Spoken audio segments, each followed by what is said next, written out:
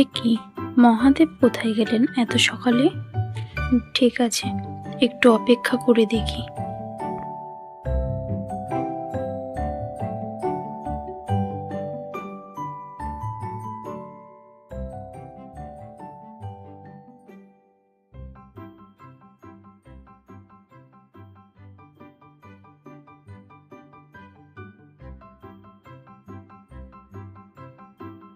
না, তিনি এখনো তো এলেন না।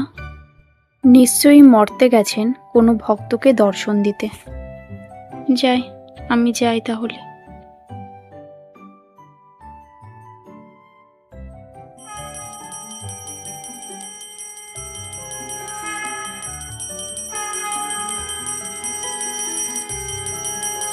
ओम नमः शिवाय। ओम नमः शिवाय। ओम नमः शिवाय। ओम नमः शिवाय।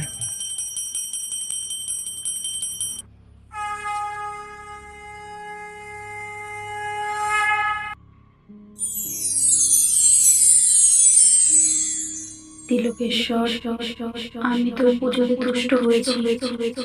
তোর মনোকামনা অবশ্যই পূরণ হবে। শীঘ্রই তোর ঘরে একটি পুত্র সন্তান জন্মাবে। ওকে সামলে রাখিস। তিলকেশ্বর মাধবপুর গ্রামের নিবাসী। দীর্ঘ 15 বছরের বিবাহিত জীবনে তাদের কোনো সন্তানাদি হয়নি। তাই দিনরাত ঈশ্বরের কাছে প্রার্থনা করত একটি সন্তানের জন্য।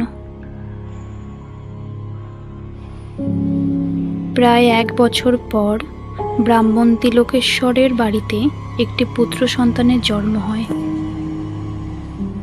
খুব আদরেই বেড়ে ওঠে তিলকেশ্বরের পুত্র সাগরদ্বীপ। এভাবেই দীর্ঘ 5 বছর কেটে যায়।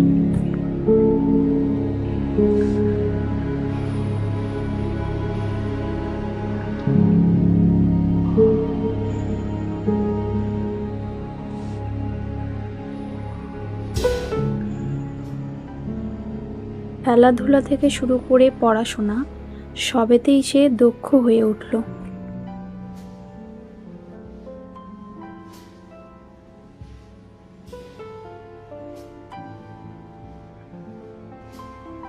কিন্তু তার এই দক্ষতা দুষ্ট লোকেদের চোখে কাঁটা হয়ে বিঁধতে থাকলো।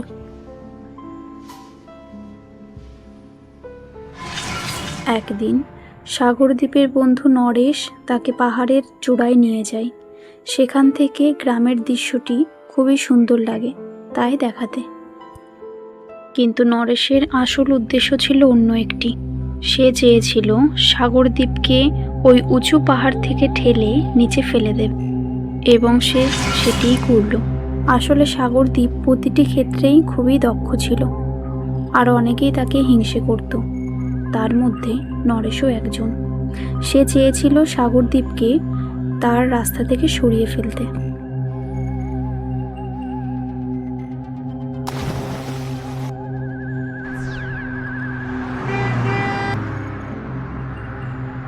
এই দৃশ্য রাস্তা দিয়ে যাওয়া এক দম্পতি দেখতে পায়। তাড়াতাড়ি গাড়ি থামিয়ে নদীর দিকে তারা দৌড়ে যায়।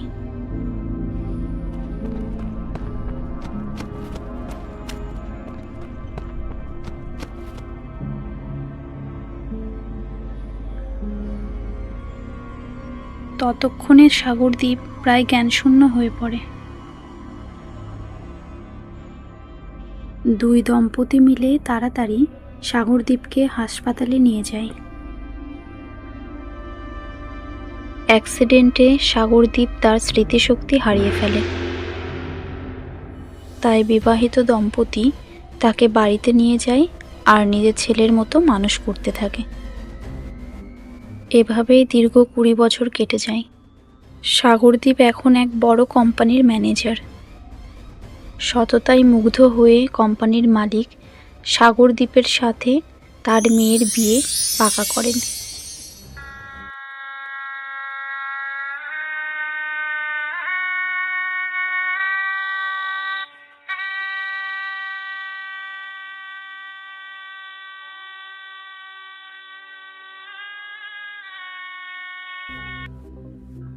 1 মাস পর।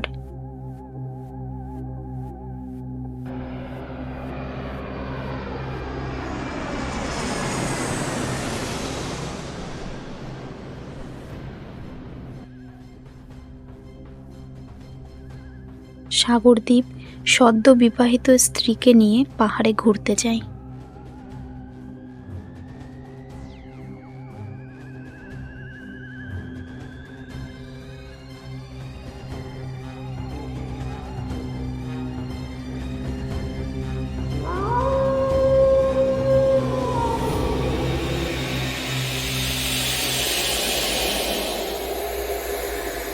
রাতে এক খারাপ স্বপ্ন দেখে সাগরদ্বীপের ঘুম ভেঙে যায়।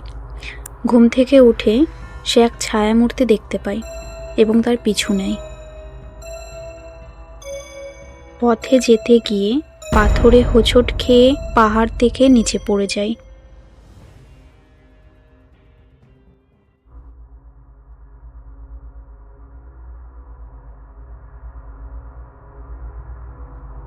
হাসপাতালে চিকিৎসারত থাকা অবস্থায় দীর্ঘ 15 দিন পর তার জ্ঞান আসে।